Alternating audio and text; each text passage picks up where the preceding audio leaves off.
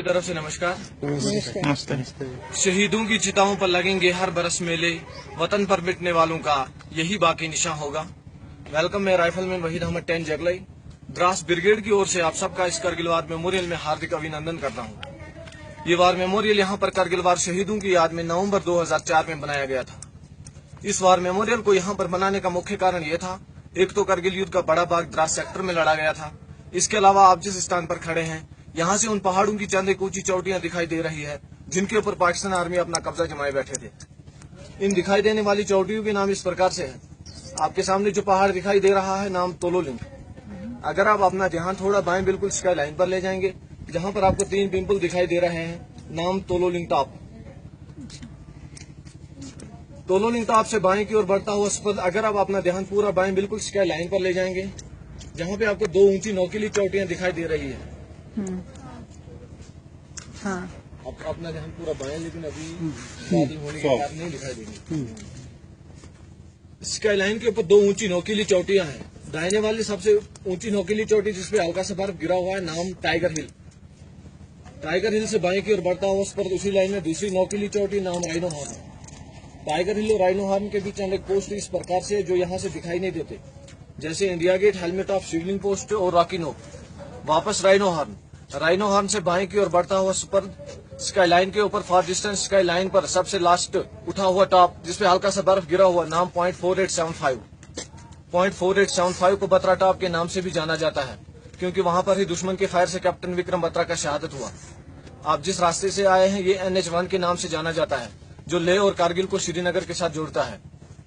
घुसपैठ होने का मुख्य कारण यह था, शिमला समझौते के तहत भारत और पाकिस्तान का 1972 में एग्रीमेंट हुआ।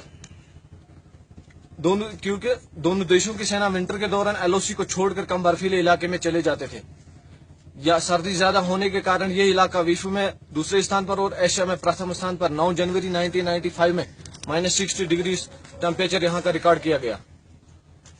1998 के विंटर के दौरान जब हमारी भारतीय सेना LOC को छोड़कर कम बर्फीले इलाके में चले गए, तो उस समय पाकिस्तान आर्मी ने धोखे से हमारे पोस्टों के ऊपर कब्जा किया था।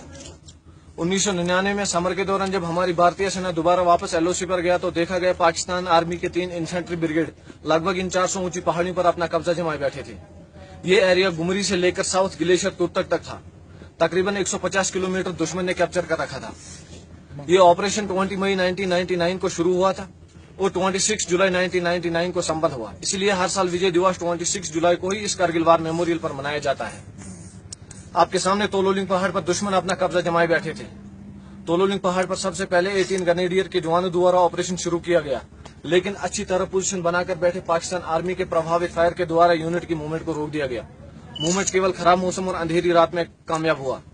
चंद दिनों की लड़ाई के बाद 18 ग्रेनेडियर एक फॉर्म बेस बनाने में कामयाब हो गया।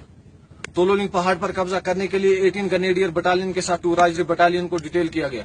दोनों बटालियनों ने अच्छी प्लानिंग के साथ अलग अलग दिशाओं से हमला किया और 20 मई 1999 से लेकर 13 जून 1999 तक चले संघर्षपूर्ण ऑपरेशन के दौरान दुश्मन को मुंह तोड़ जवाब दिया और तोलोलिंग पहाड़ को फिर से अपने कब्जे में ले लिया। उस ऑपरेशन के दौरान हमारी भारतीय सेना को काफी नुकसान उठाना पड़ा।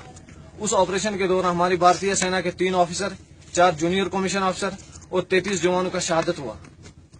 तोलोलिंग पहाड़ पर कब्जा करने के बाद हमारी भारतीय सेना का ध्यान टाइगर हिल पर गया, क्योंकि टाइगर हिल से दुश्मन NH-1 को सीधा शूट करता था, जिससे सेना की कानवाई और सिविल गाड़ियों को आने जाने में काफी परेशानी होती थी। टाइगर हिल पर कब्जा करने के लिए हमारी भारतीय सेना की ओर से 18 ग्रेनेडियर बटालियन और 8 सिख बटालियन को डिटेल किया गया। दोनों बटालियनों ने अच्छी प्लानिंग के साथ अलग अलग दिशाओं से हमला किया और 3 जुलाई 1999 से लेकर 8 जुलाई 1999 तक चले इस ऑपरेशन के दौरान टाइगर हिल को फिर से अपने कब्जे में ले लिया। उस ऑपरेशन के दौरान हमारी भारतीय सेना को बहुत बड़ा नुकसान उठाना पड़ा, जिसमें 1 ऑफिसर, 4 जूनियर कमीशन अफसर और 30 जवानों का शहादत हुआ। इसके अलावा 120 जवान घायल हुए। .4875 को बत्रा टॉप के नाम से जाना जाता है। .4875 पर कब्जा करने के लिए कैप्टन विक्रम बत्रा की महान बहादुरी को देखते हुए उन्हीं की पलटन 13 Jammu and Kashmir rifle battalion को डिटेल किया गया। .4875 के दूसरे फीचर जैसे पिंपल 1, पिंपल 2 और वेलबैक पोस्ट पर कब्जा करने के लिए 17 जाट बटालियन को डिटेल किया गया और 2 विंग बम पोस्ट पर कब्जा करने के लिए 2 नागा बटालियन को डिटेल किया गया। तीनों बटालियनों ने अच्छी प्लानिंग के साथ अलग अलग दिशाओं से हमला किया और 4 जुलाई 1999 से लेकर 10 जुलाई 1999 तक चले इस ऑपरेशन के दौरान इन पोस्टों पर कब्जा कर लिया। उस ऑपरेशन के दौरान हमारी भारतीय सेना को बहुत बड़ा नुकसान उठाना पड़ा, जिसमें उस ऑपरेशन के दौरान कैप्टन विक्रम बत्रा और कैप्टन अनुज नायर के साथ 59 जवानों का शहादत हुआ। कैप्टन विक्रम बत्रा और राइफलमैन संजय कुमार की महान बहादुरी को देखते हुए उन्हें परमवीर चक्र से नवाजा गया तथा कैप्टन अनुज नायर की बहादुरी को देखते हुए उन्हें महावीर चक्र से सम्मानित किया गया। जिन बटालियनों ने इस कारगिल युद्ध में हिस्सा लिया, जिन बटालियनों के ऑफिसर, जूनियर कमीशन ऑफिसर जवानों ने देश के खातिर युद्ध में शहादत प्राप्त किया, उन सभी के नाम इस वार मेमोरियल में दर्ज है। ये वार मेमोरियल कारगिल युद्ध का इतिहास गवाह है। आपके दाहिने हार्ट ऑफ रिमेम्बरेंस, जिसमें पाकिस्तान आर्मी का कुछ इक्विपमेंट, फोटोग्राफ्स और उन बटालियनों की हिस्ट्री लिखी है जिन्होंने इस युद्ध में हिस्सा लिया था।